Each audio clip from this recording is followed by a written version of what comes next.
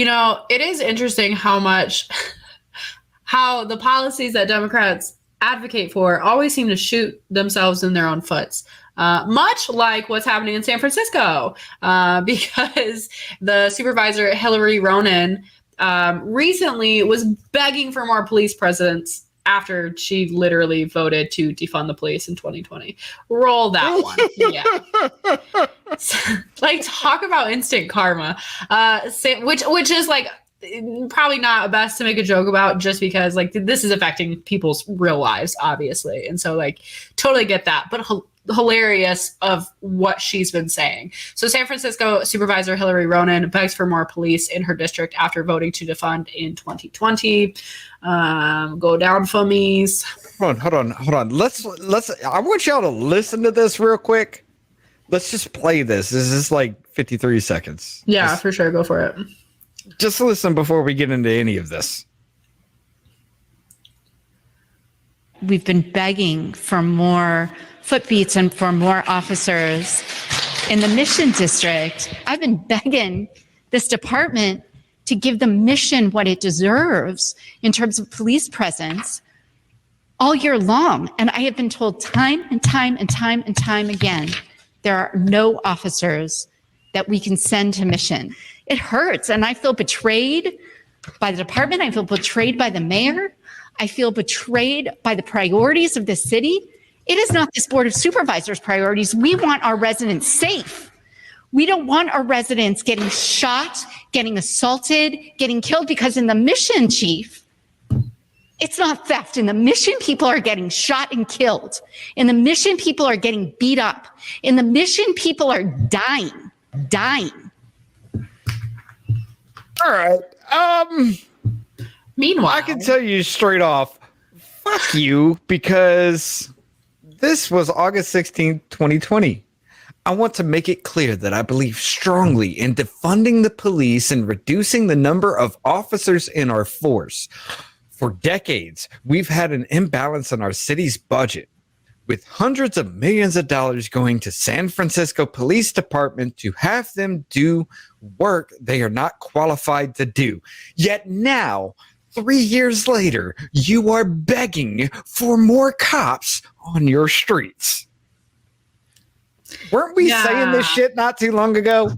Well, you know what's also messed up is, so in this article it says that there was an incident where like San Francisco is so incredibly short-staffed that a burglary call placed into 911 the police couldn't respond to until 15 hours later.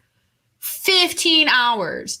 Like, that's insane. And I've never heard of that long. It says where was it? It's in here somewhere. Oh, the San Francisco Police Department has struggled with lack of staffing for the past few years. It's like right before the photo of her tweet, the screen grab of her tweet.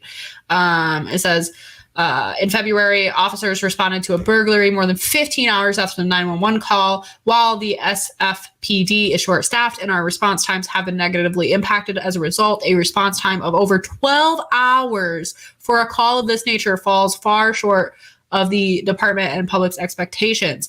Obviously, and I've never heard of a response time being quite that bad.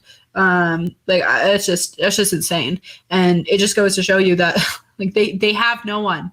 They have no one, and they're trying to keep up. And obviously, like, a burglary is like a lower priority than a violent attack or something like that. But it's just crazy. Yeah, it's crazy to sit here and say that you've been betrayed, that you feel betrayed, which is very narcissistic and very conceited, in my opinion. Like, I feel betrayed because you are not like. How about like maybe not advocating for defunding the police? Maybe and maybe this wouldn't have happened to the degree it has. They're obviously already short-staffed. They're obviously already struggling. But when you cut funding to police departments, it doesn't help anybody. It just leaves everybody without someone to call when the shit goes down. Liberty or Death podcast says Democratic Party became the new NWA. Yes, but no. What gets me though is these are the same people. These people who were advocating for defunding the police, who actually did these things, are now saying that there's a problem with it. And all of a sudden in the media now, it's, well, Republicans wanted to defund the police. That was all on them. Are y'all buying any of that bullshit?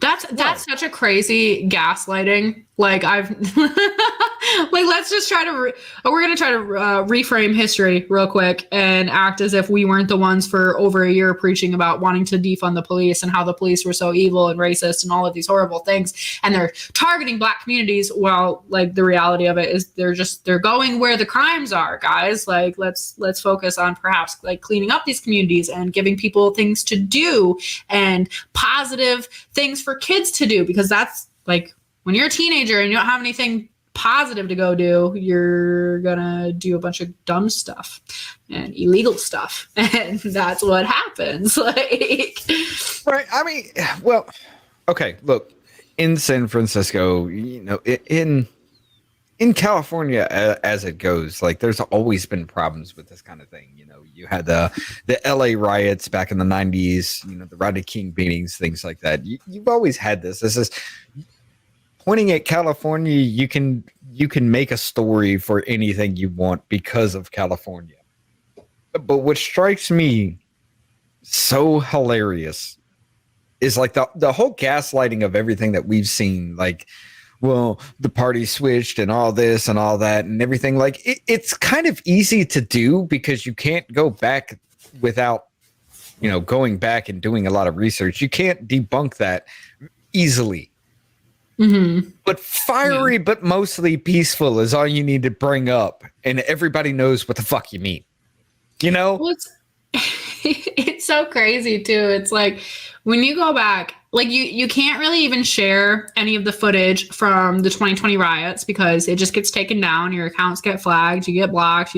Like, I tried to do it on TikTok, they immediately took that down. Like, they were like, absolutely not.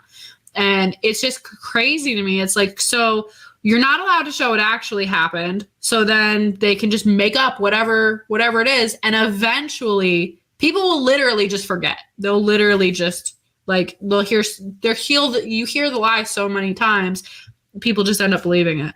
Media is a form of info that can be arranged to either hinder or help. But when we let people who are bad inside and out use the mainstream media, we get stuff like this. Get rid of police. Right? He's just saying we get stuff like this, you know, like the get rid of police thing. Yeah, Butternut Chunch there, I've got to hand it to him. He's one of the youngins that we talk to. This dude's not even able to drink, and he understands damn near everything that we throw at him. And that is impressive. I love Butternut there. Yeah, he's a young buck. Him and Smile Tut, he's a young buck. They've got their own thing that they're about to start up, and I'm kind of excited to see what they're doing with themselves. But yeah, the fact that youngins like that can hang and can understand is a bad sign for any political party, because they're the ones who are going to be, of course, the most impressionable, but they're also the ones who are going to call out your shit. Well, I mean, if more of the younger generation was in tune with stuff that was going on, then we would be in a much better situation. That's kind of the problem, though, is like a lot of young people just aren't. Huh? Would we though? I mean, if people fully understood and grasped the reality of things, yeah, we would be. But the problem is like, that's exactly the problem with gender ideology, is that it's so far removed from reality at this point, and it's convincing an entire generation of kids, essentially, just like young people, from teenagers to early 20s and stuff like that. Like, it's completely dismantling the way that people view themselves. And if you dismantle the way that people view themselves, well, they can't focus on anything else anyway, you know? Mm-hmm. That's kind of... Yes, but if we had this new generation that's coming up running everything, we would be totally screwed. Like, there are a lot of good young people out there who understand. Like, I got a kid, just turned 18 not too long ago down the street. And, I talked to him a little bit and he seems to understand. But the person on the other side of the street, to me, still thinks that Kyle Rittenhouse killed black people. So yeah, well, that's the problem, because they are tuned into a media outlet that promotes propaganda as if it is fact, and they never issue corrections. And if they do issue corrections, it's hidden and nobody knows about it. And blah blah blah. It's not only that; it's just Twitter. That's all they pay attention to for the news. Twitter hear is shit like that. Who is that? Twitter is such Alejandro Carballo woman who's, oh my gosh, spews out half that shit. Everything she says is completely wrong. Everything she says. Yeah, Alejandra Caraballo or whatever. It's a trans woman, and they blocked me, and I never interacted with their account. Like, so they have a block list. You're hitting something now.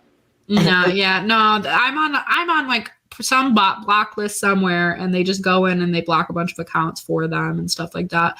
And it's just so silly to me. It's like, bro, like, I was like, I've never I had to like ask somebody. I was like, who is this? Because I've never interacted with this person ever, and they blocked me. But Twitter is just such a weird place. Like, I don't know. I've been using it, and like, I like it, but it just gets annoying sometimes. The people that like, they just spew nonsense. It's just like, or they're just contrarian all the time. Or it's like you say one thing and they'll be like, so what you're saying is, and I'm like, no, that's literally not what I said, bro. Like, what the fuck are you talking about?